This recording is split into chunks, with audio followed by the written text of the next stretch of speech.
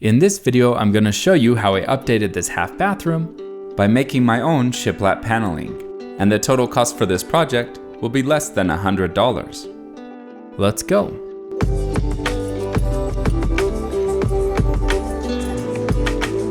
I decided the first step was to paint the walls. I plan on having a gap in between each shiplap board, but don't want the previous paint to shine through, so I taped everything down and painted the room the same color as the shiplap boards. However, looking back, if you're just going to paint the shiplap boards after you hang them, I would recommend just doing it then.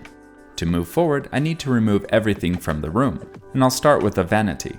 Remove any bolts or anchors on the wall, then grab a bucket or bowl to catch any water. To remove the pipes, twist off the coupling nuts, then remove the J-trap. Next, twist the handle to turn off the water valves, then grab some pliers or a wrench to take off the hoses.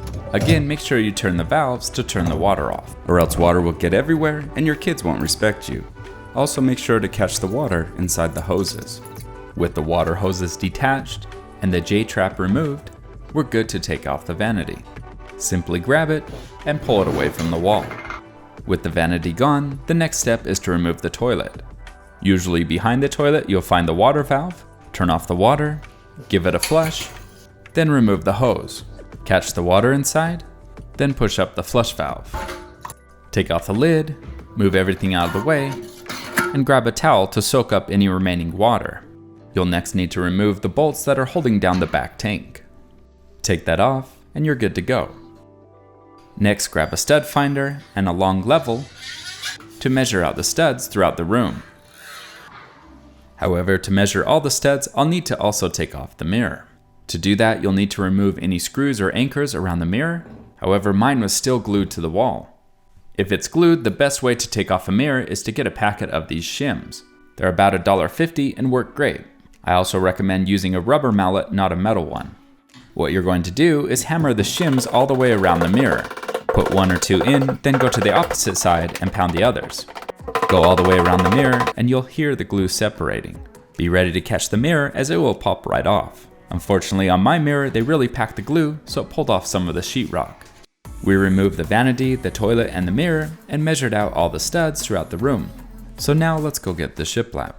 I went with a 1/5 inch hardwood plywood underlayment that comes in 4x8 sheets. It was about $14 per sheet, and I ended up getting 4 sheets for the room. The bathroom we're measuring is 61 inches long, so I came up with a pattern like this. We cut the sheet at 61 inches and used the remainder to cut 4-foot long strips. You'll want to come up with a similar pattern before you go and buy the wood. Once the wood is purchased, you'll need to get it cut down. I was lucky and had mine cut in the store, but they generally don't do that.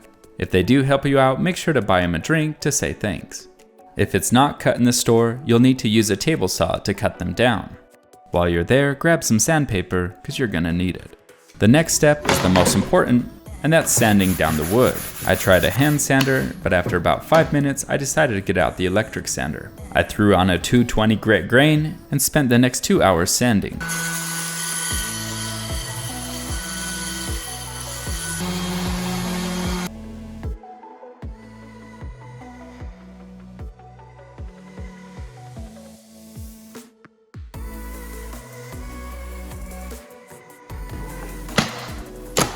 It was pretty intense. With the wood sanded, I organized them by size. To hang the shiplap, I grabbed some 18 gauge 1 1/4 brad nails, and I used a Ryobi air gun and it worked fantastic. It became my new favorite tool. I went from the top to the bottom, and I spent extra time making sure the 2 top boards were level. When putting on the shiplap, make sure you're hammering into the studs that we measured out before. Now when hanging up the next board, here's a trick I found to keep it straight. If you get 2 nickels and tape them together, it makes a perfect spacer for hanging the remaining boards. Make about 4 sets as they're easy to lose, and you'll need extra spacers when hanging the longer ones. After getting 2 boards down, I had to take out the light set, and it became a little dark while filming. To take out a light base like this, it's actually very easy. Flip the breaker, and underneath or inside the socket, you'll find a screw, which will allow you to take off the cover. Take off the base plate and anything else so only the wires are exposed. Get your board and measure out a place to cut a hole for the wires. To cut it, I used a jigsaw, but a handsaw will work as well. It doesn't need to be perfect as it's going to be covered up by the base plate. I then took a minute to cover up the holes from the mirror. I threw on a few more boards and saw that everything was starting to come together. However, when I got about 4 feet down, I encountered a problem.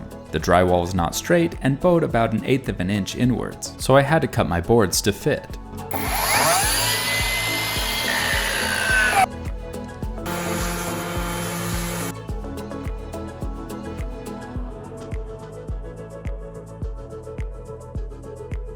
With the boards cut and sanded, I was able to go and finish one of the walls. I took a minute to hammer in any loose nails, then fill all the nail holes in with putty and caulk all the corners. Caulking the corners is optional depending on the look you want. Now I want to take a minute to talk about a few lessons learned. The most important thing is to do a good job sanding the shiplap, but you'll also want to go back and putty any blemishes found in the wood, such as a long strip found here. The second most important thing is to make sure all the corners line up correctly. It really stands out if they're misaligned. I would recommend taking the time to check every board that the corners line up and the spaces are equal. I wanted to share those tips out now before we got too far along. Next up is to cut the shiplap around the pipes. You can see I saved the smaller boards for this section, but need to cut smaller pieces for the right side.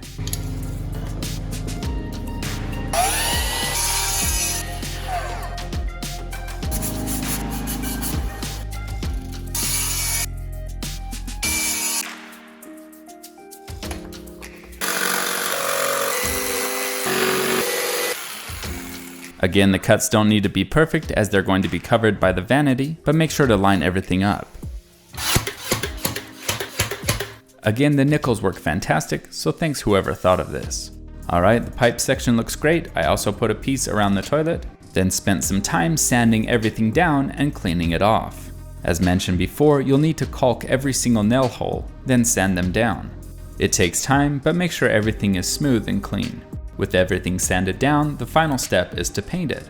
As I mentioned earlier, it was about here that I realized I didn't need to paint the wall beforehand. Painting the gaps in between each board was sufficient enough to cover up the paint on the wall. Make sure to caulk along the ceilings as well. After 3 coats of paint, everything was looking good, so I decided to hook up the light. Just match the colors white to white, black to black, and you're good to go. Having a light shine on the paint made everything look so much better. And the project so far has turned out great. While the paint was drying, I went out and picked up a few more things to make the bathroom look better. I picked up a new faucet, installed a new towel holder, and we installed a new mirror. They complement the shiplap very well. I also installed a matching toilet paper holder and built some custom shelves, which I show how to make in another video. Overall, these new additions really complement our shiplap project. And we're done. Installing the shiplap is a huge improvement from what the old bathroom used to look like to what it is now. I've done other home improvement projects like this, so check those videos out as well. Thanks so much for watching, and have a great day.